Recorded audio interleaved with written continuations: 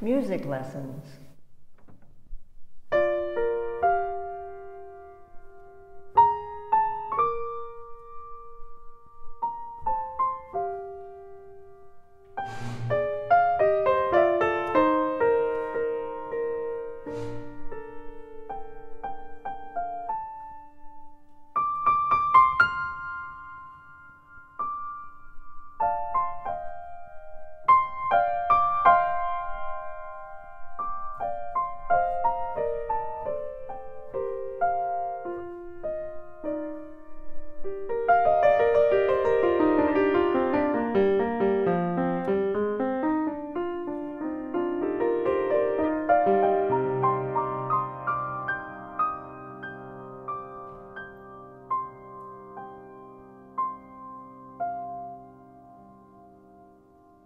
I wanted music.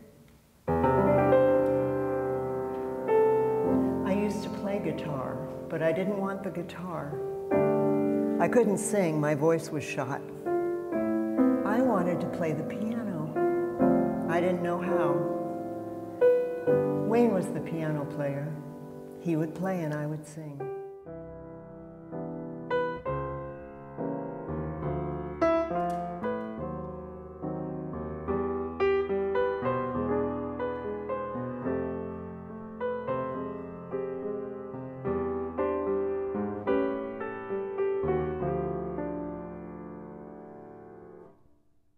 Wayne's gone.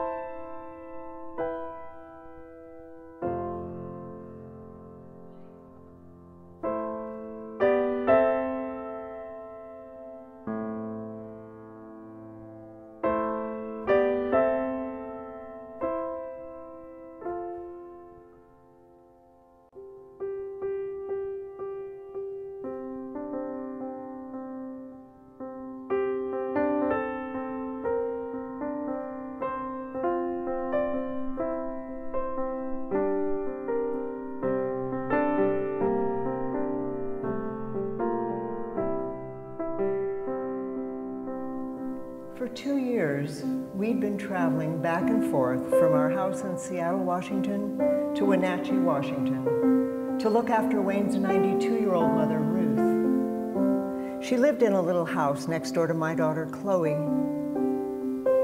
That week, I was so sick with the flu that Wayne had to go by himself. That was on a Thursday. On Friday, Wayne got sick. On Saturday, he went to urgent care. And Sunday night, he died. 3 days. I didn't know a healthy 68-year-old man could die in 3 days from the flu.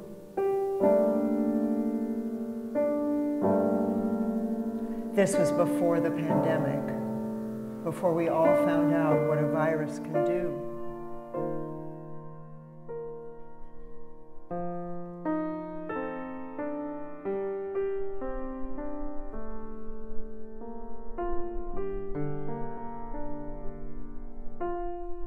On Monday, I had dragged myself out of bed to try and take some water, and I was dozing on the couch when I heard a knock. It was my son, Kolya. At first, I thought he'd come to check on me, but his face, reluctant, ardently sympathetic, loved being asked to administer poison. I thought it was one of the grandkids and my throat constricted. When he told me that Wayne had died, I said, no, gently, as if he'd made a mistake and I didn't want to hurt his feelings. For a second, I was even relieved that it wasn't one of the grandkids.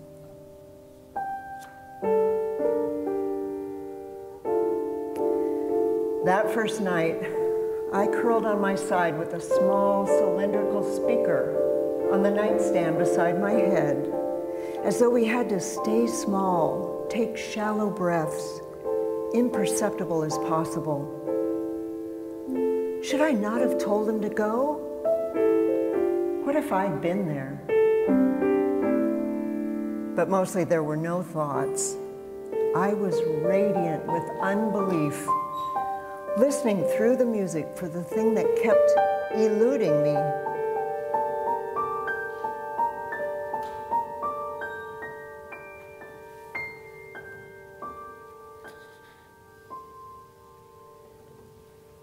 After that night, I would not be able to listen to music again for a long time. When I do, I'll decide to take piano lessons, but not yet. Music had become a dagger. The piano was a relic. Kolya had to drive me to Wenatchee. I had to tell Ruth. Did he suffer? She asked, pleading. Was it quick? Her weeping was constrained and unbearable. But did he suffer? Was it quick? No, I said. Yes, I said. I had no idea. What I did know was that he collapsed sometime in the night after a last sweet text to me. He never tried to call 911. I wish I'd been nicer. I was sick with regret. I tried to shape Wayne up, make him more respectable, acceptable, adult, also less messy. What a waste.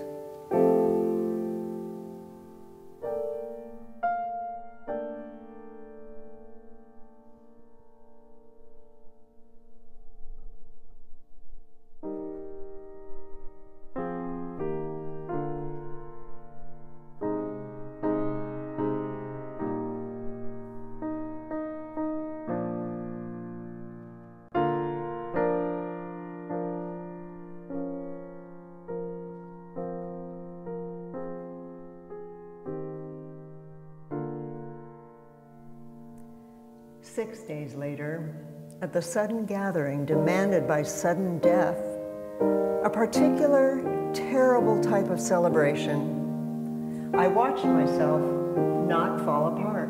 I watched myself smile, as if my face, my body, had carried on without me.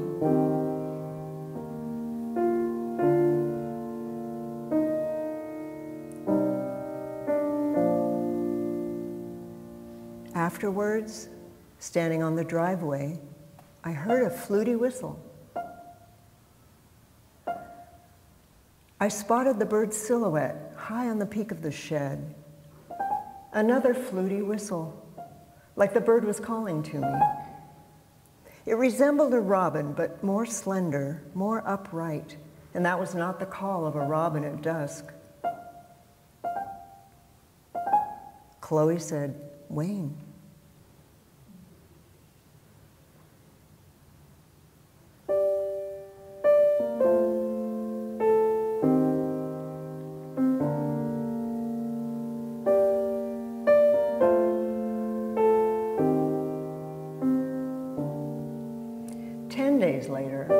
Just 2 days after I'd gotten home, I had to go back to Wenatchee. Ruth had had a stroke. She regained speech, but she never again spoke Wayne's name. Once, it's been a bad month. Once, no one wants to be around someone who's grieving. Out of some misbegotten notion that really she didn't remember her only child. After all, she had dementia, she'd had a stroke. I said, "Are you grieving?" She fixed me with a look and said, "You should know." I choked up on the phone with my son, Enan, and, "Oh, I'm fine," I said, "I'll be fine." He surprised me. He said, "I know, Mom. You're a warrior." So I was, also numb and deeply unwilling. I just watched myself not fall apart.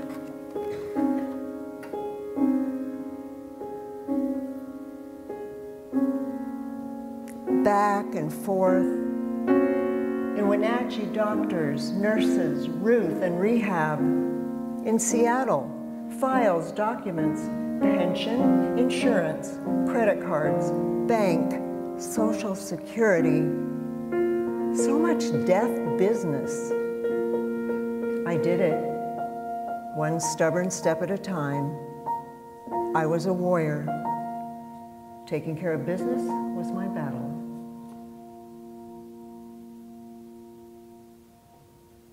I wandered the house, my antennae, like cilia all over my skin, waving. But where is he?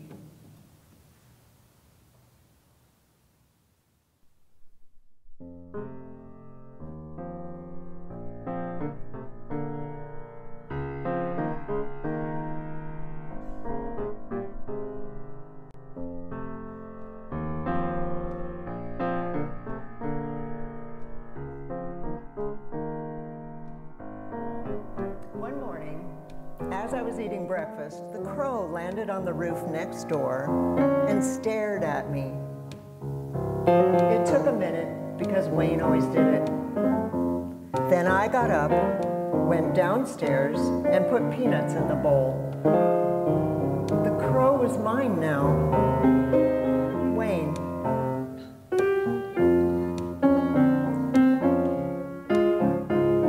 In Wenatchee, I would spot my slender bird on the shed, on a fence, flitting back and forth, catching flies. I learned it was a Say's Phoebe, a tyrant flycatcher with a gentle expression. And in Seattle, I had the crow, the largest and most intelligent songbird, on the roof, on the wire, on the deck or Adirondacks. That sounded about right. Tyrant, flycatcher, gentle expression, large and intelligent songbird. If you count piano playing, Wayne had the crow's vocal cords.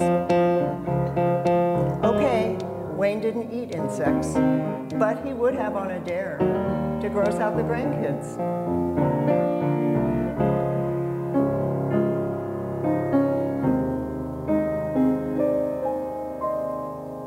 Two birds, a thread to hang on.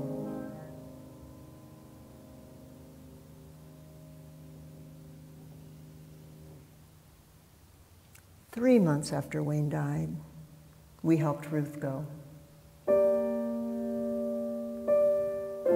We assured her she would be with Bud, Wayne's father, and Wayne. She smiled. Her eyes closed. I watched the faint heartbeat in her throat. She was done, but she kept breathing. Life can be loath to let go. I watched the heartbeat stop. Another death. Too much sorrow, and yet, and also relief. Finally, I could grieve.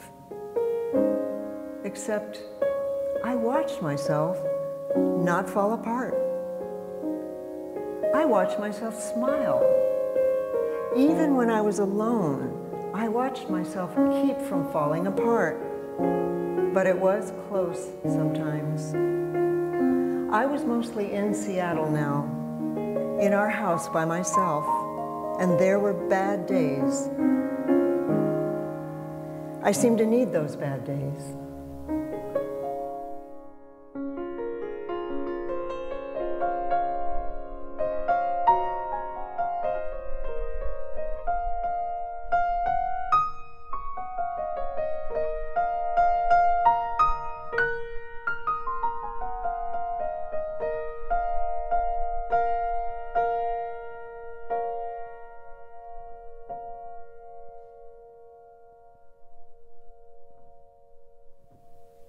I didn't like to see people. It felt like they were tugging at me.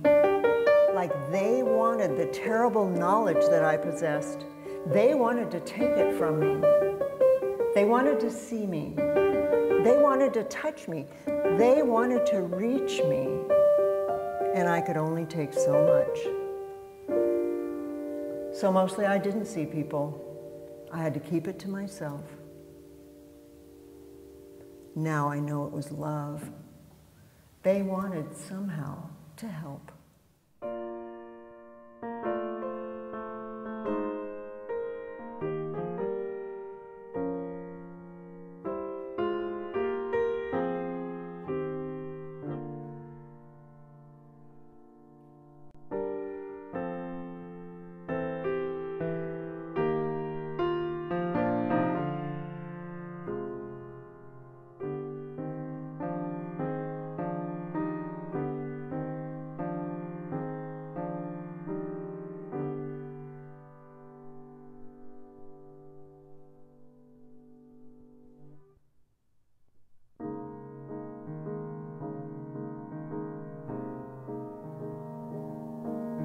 Grief takes time. I don't mean it takes time to feel better. I mean grief requires time. You have to perform it. You know, light candles, put on music, think, feel. Instead, I got moving. The purge was precipitous, mindless, relentless. I knew it was overwrought, and still I kept at it. Day after day, sorting clothes, shoes, books, and tools. File folders, sheet music, pens, tacks, and screws. I counted screws. What I couldn't have known was that going through Wayne's things, touching, sniffing, would break me open and bring back the Wayne I fell in love with 35 years ago. My wild, ravishing boyfriend. He was everywhere, that lovely Wayne. In every room, flying around, dancing. I was besotted. Wayne was a beautiful animal, and I loved him the way I love a greyhound or a racehorse. I can't help it. Another reason not to see people. I was busy with Wayne, just like in the beginning. That's one way to say goodbye.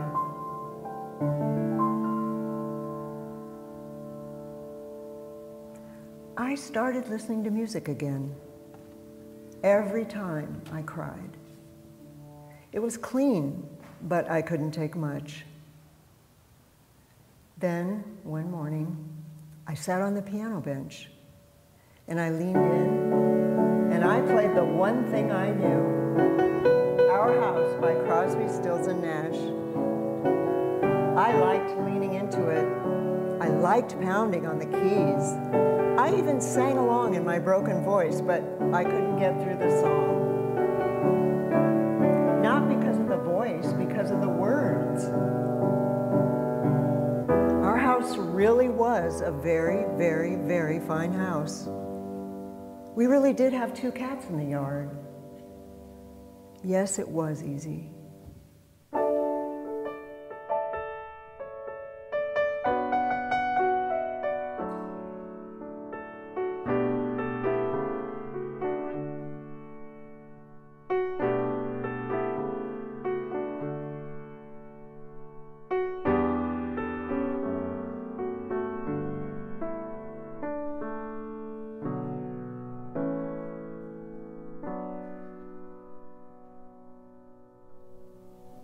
It was time to take lessons.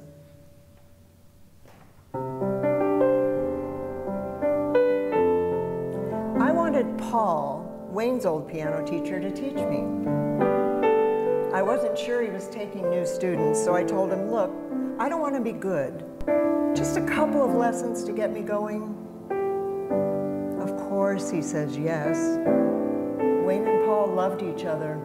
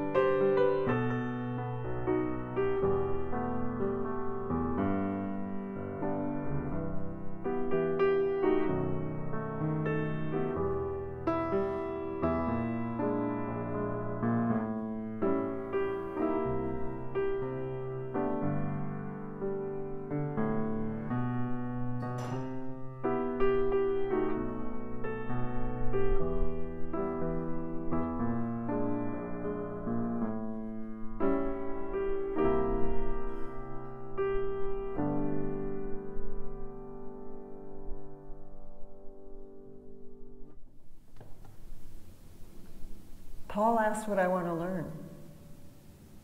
How should I know? I was used to figuring out what Wayne might want. Okay, I want to sit at the piano and pour myself onto the keyboard. I want to lean in, I want to pound. I demonstrate, banging claw hands in the air and busting my head against nothing. Keyboard's gone wild. Paul recovers nicely. He laughs. No worries, Paul will take charge. First lesson, I learn Roman numeral 1, 4, 5. Tonic, subdominant, and dominant chords. I recognize the progression from guitar. But wait, there's more. Chords have jobs. Volleyball analogy, functional harmony, tension, release. Paul's enthusiasm is infectious. I love music theory. It shouldn't surprise me. I like structure. I like order. Except no stick-on stars, no penciled dates, no teaching little fingers to play. Paul shows me a basic pattern, and I can instantly play 3 chords just by moving 2 fingers. So easy. I sound out the melody for Swing Low, Sweet Chariot. Paul acts amazed. I'm nonplussed. I've sung in choir since 3rd grade. I can hear melodies. But also I'm tickled. Like teaching little fingers to play. Look what I can do. Paul jots down the Pachelbel progression because it's like the Our House progression. I don't think they're the same, but I don't say anything. At home, once I figure out chords for Swing Low in C, F, and G, I play the Pachelbel progression over and over. Then I play Our House over and over. The progressions are not the same, not the way I do it. Like teaching little fingers to play, I wonder if I'm doing something wrong. I will wonder this a lot.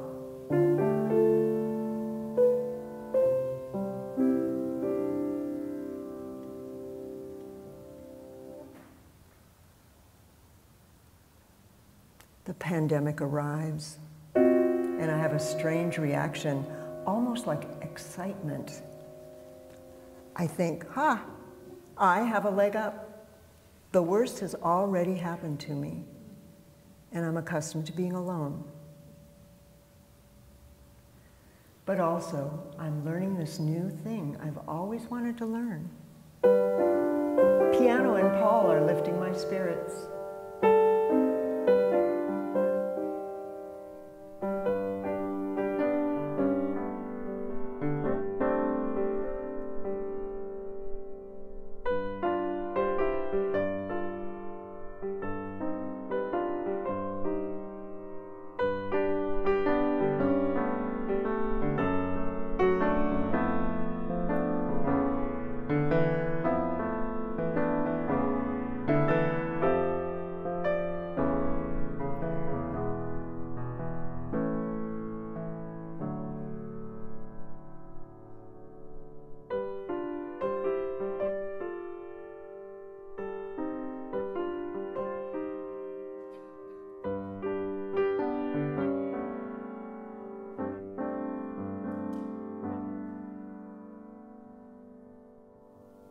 Paul mentions that I can discover scales, so I start working on that.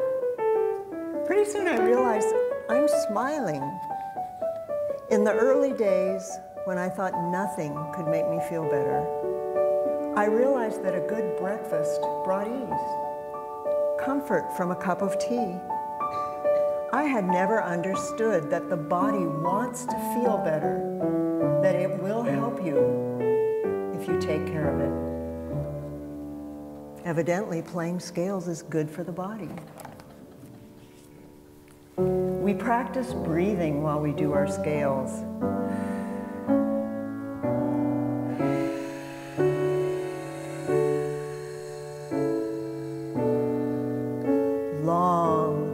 Long exhales to take the body's tension out of it.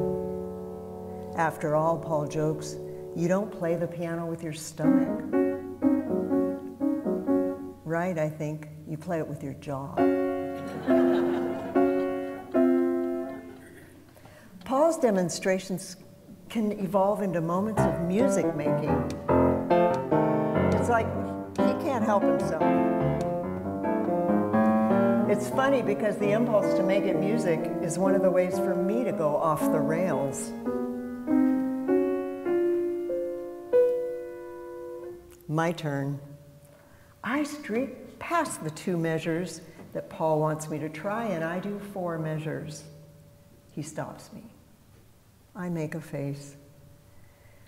I don't listen. I want to keep going even if I don't have it down. That's what I'm like.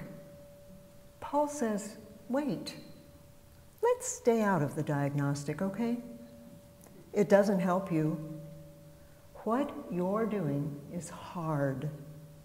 Nothing in our evolution required that we be able to lay down 2 fingers on piano keys just so. He seems to find it astonishing, or maybe it's hilarious, that there even is such a thing as piano playing. Slower, gently. Is that what you meant to do? I'll need to work on this. It's called good practice hygiene.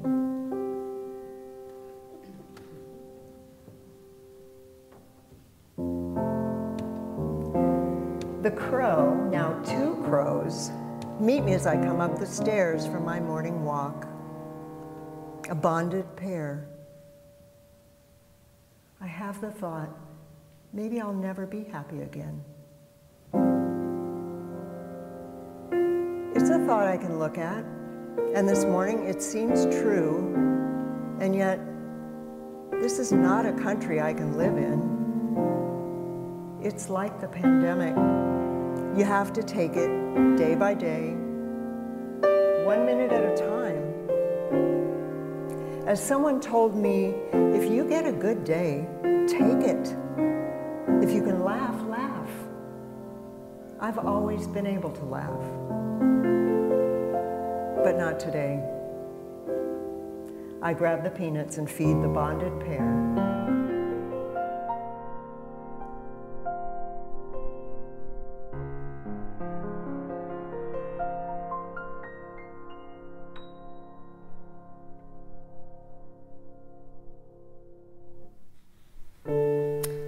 come across Bach, the first book for young pianists, with June 1958 written inside in pencil. Wayne was 8 years old. I wish people didn't act like learning something new is only for the young, like it's unseemly learning something new when you're old. I start to teach myself Bach. It's torturously slow.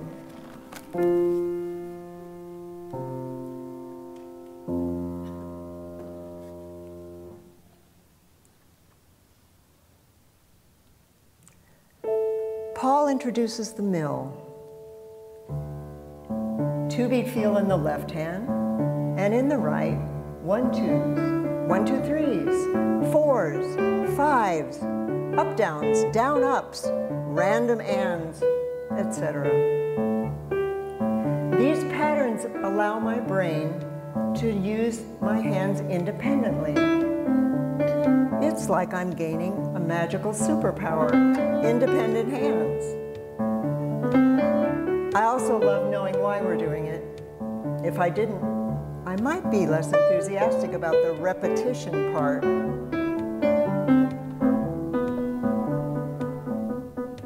It's all in the brain. We are laying down neural pathways, and there's no erase button. So it behooves us learners to go slowly, take little bites, stop after every correct trial, and take a victory breath. Brand new skill, 20 seconds is ample. 20 seconds is apparently all the neurons can abide. Only when one pattern is dependable do we push on. In other words, do what seems too simple and lay down those pathways. Now, every time I make a mistake, I worry I've damaged my neural pathways. I've been teaching myself minuet and D minor all wrong. Now what? There's no erase button.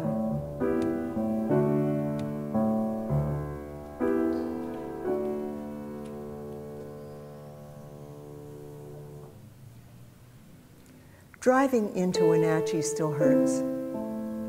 But I steer clear of our old apartment, and once I'm there, it's okay. Wayne never lived in Ruth's little house, which is now my little house. I buy a keyboard for the little house.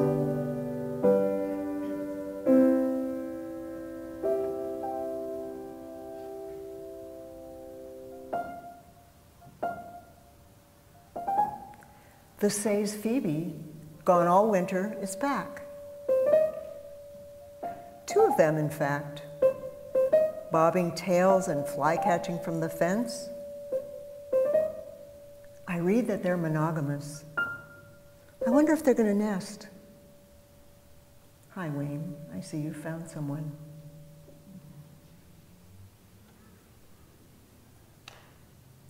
What do you do when you find yourself on thin ice, Paul asks. And I say, skate faster.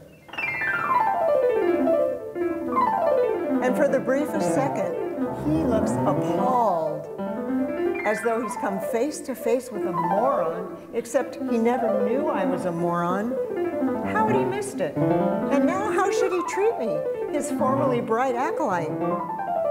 And then Paul laughs and says enthusiastically, no, you get off the ice. This makes me laugh. That option hadn't occurred to me. There's this thing called the learning zone. The goal is to stay above 80% of capacity, so you don't get bored.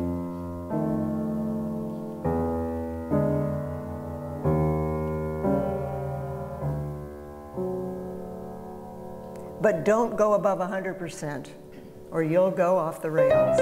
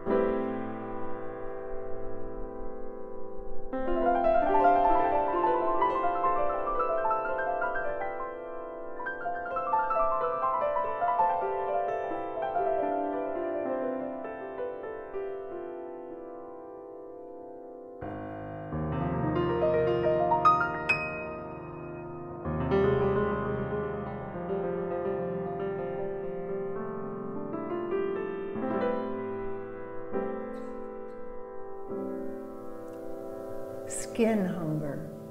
There's a name for it.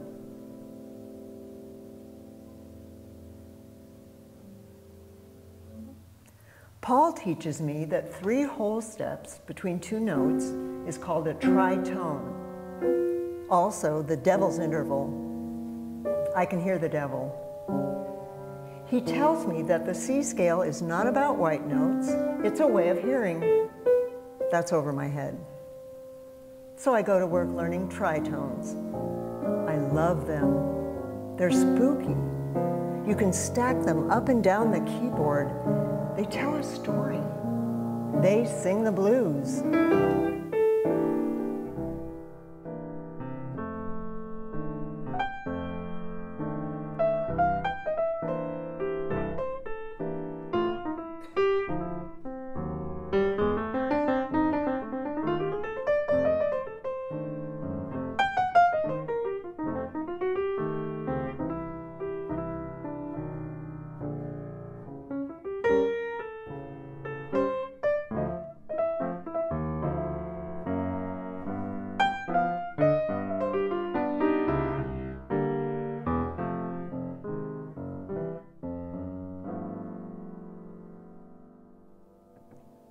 Paul says, an error won't mess up the neural pathways. If you know you've made a mistake, that's not a problem. It's when you think you're doing something right, and that's not what you're doing. Oh, good. That's not my problem. I worry I'm doing it wrong. Paul is careful with language, so he probably didn't use the word right. Circle of fifths, chronic, diatonic, triads, inversions, all this amazing armature, my building blocks. I'm fascinated by how it fits. I thought learning the piano would be rote, finger exercises to get my hands in shape, and written scores to follow. It hadn't occurred to me that the task would be to learn my keyboard. My keyboard. But should I worry that I can't play a song yet? Paul asks if a builder would worry as he poured a foundation, as he framed in walls, as he shingled the roof, that the house wasn't built yet. Don't attack the present from a future endpoint. Naturally, Paul says this with kindness and empathy.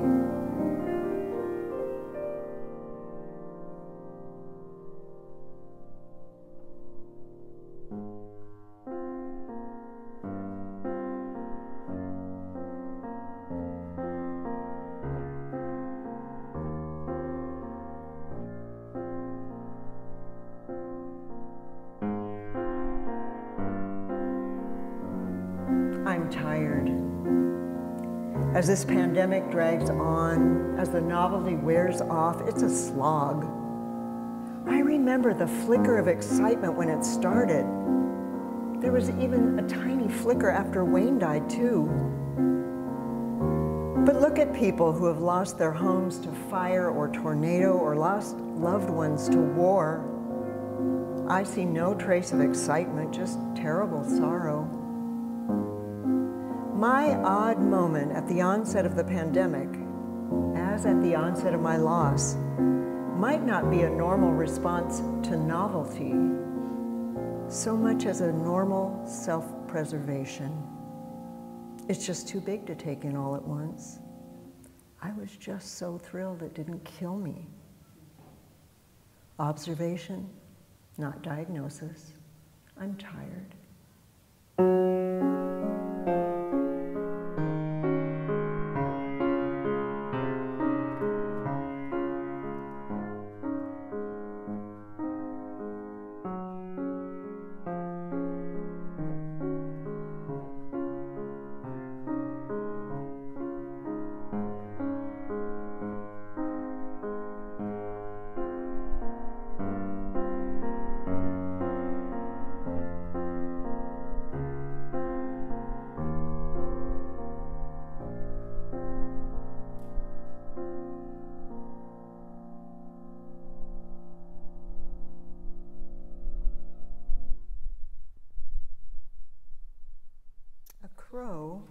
trailing a mussy baby, lands on the deck and puts out word that breakfast is served.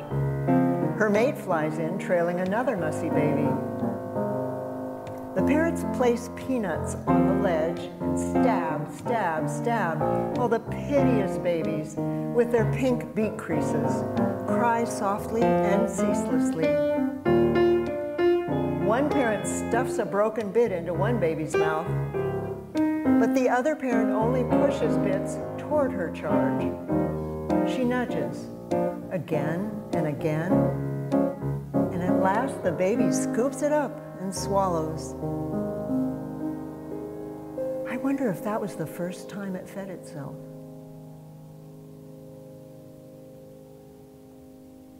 We're coming up on the anniversary. I looked at the texts today. On the 25th, he went to Wenatchee. On the 26th, he came down with it. On the 27th, he went to urgent care. That's enough.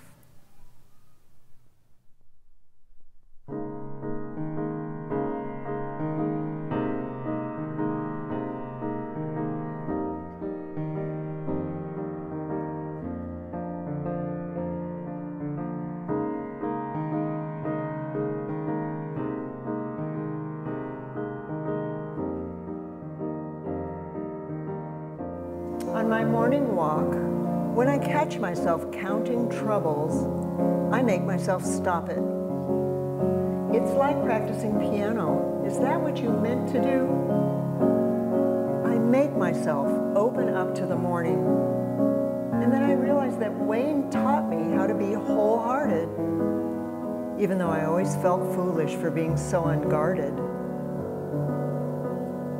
What a waste. Loss illuminates waste. Also, grace. I take a photo of magenta irises and I weep.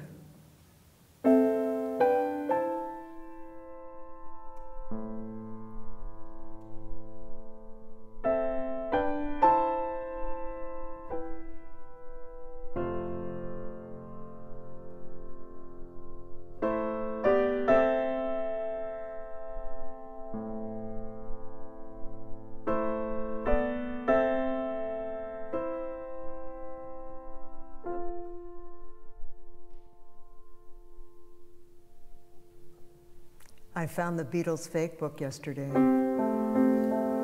I taught myself the chords to Golden Slumbers. It was fun.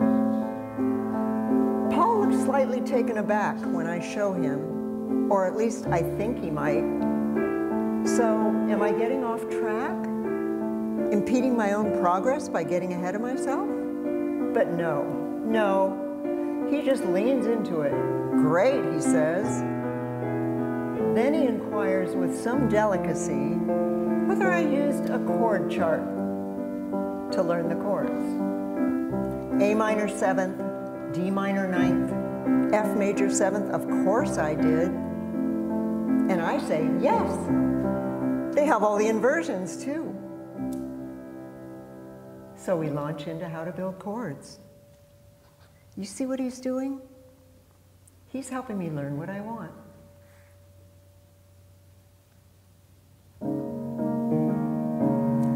I have to remind myself that I am playing piano, not pulling weeds, not pounding nails, not pulverizing meat. Rootless chords, slash chords, I love the sounds.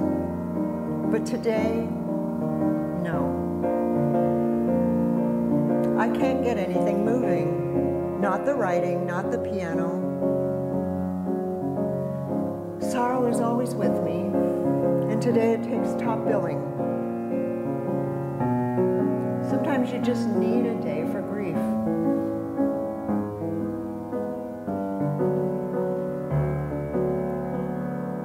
But I can't believe I'll never see him again. I loved Wayne. Just one chance to tell him. I never got to say goodbye.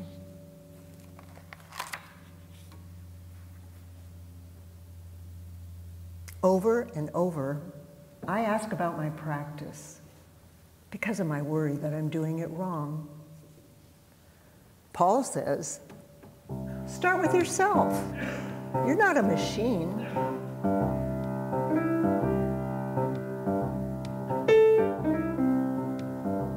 He says, you're doing this because you want to. It makes life interesting.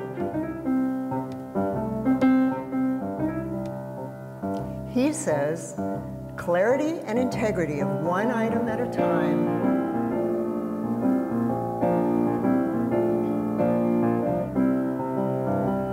He says, study how good feels good.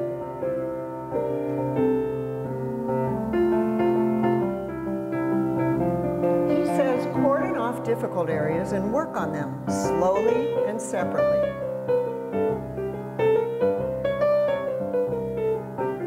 He says, prepare for both order and chaos. Practice for both order and chaos. He says, what is good for the organism? What is motivating? He says, your progress is none of your business. Your work is your business. He says, if you can play a sixth, play a sixth.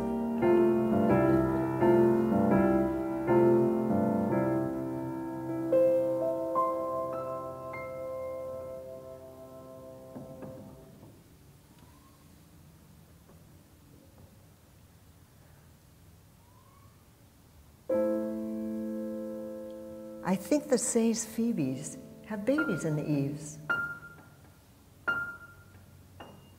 I can hear gentle whistles.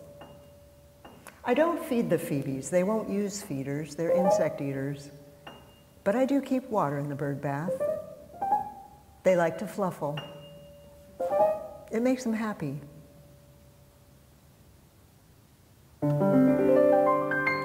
It turns out that learning my keyboard is not only about building blocks. Now and again I hear explore, sing the piano, play bongos on the piano. Pretend there's another inmate behind the wall and your only way to communicate is with the piano. Finger paint. Random clusters in one hand, single notes in the other. Find textures. Get dimension. Create a language. What is it?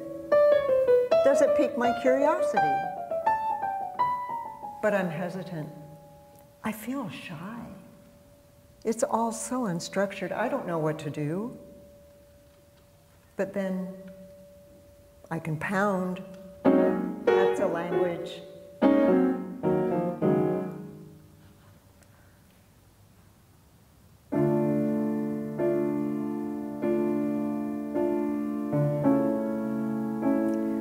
Leon Russell's A Song for You comes on. And Wayne's here. We're in the kitchen, slow dancing. I can feel his breath in my hair.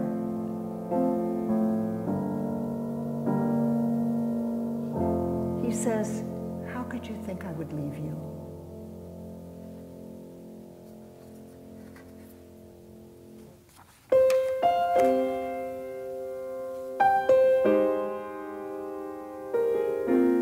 Two-beat feel, tango beat, march with kicker, straight time, swing time, the deep grammar of rhythm, gospel chords. I'm supposed to surprise myself. Oh, Paul says, I haven't shown you what you can do, the blues scale?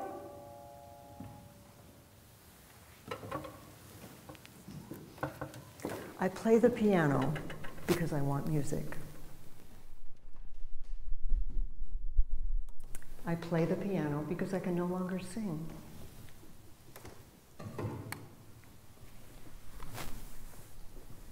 I play the piano because Wayne's gone.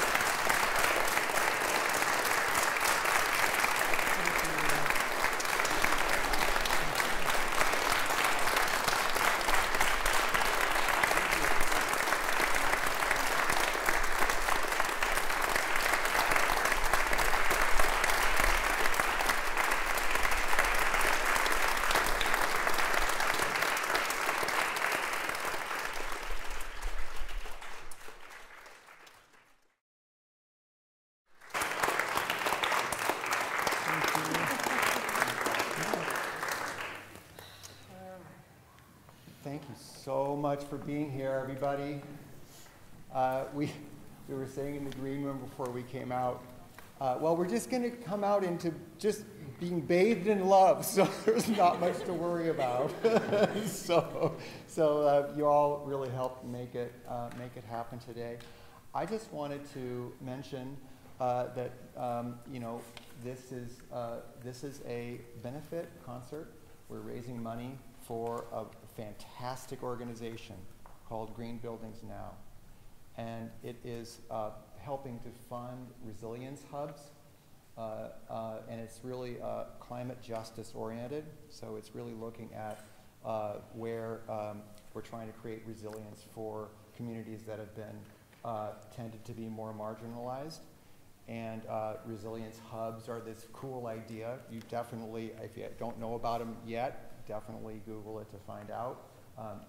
They're places that have essentially solar power that can also help keep the place cool, and we have huge hot spells that can keep us warm when it gets cold, and particularly for people who have existed in places that tend to be hotter and cooler and colder, and who don't have as many conveniences.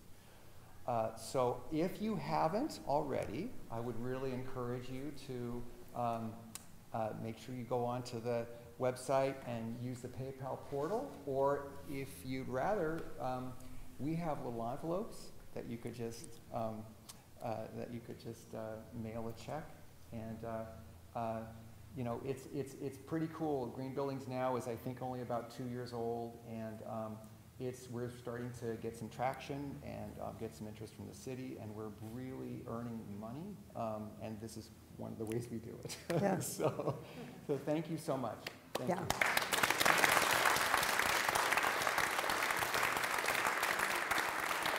We're done.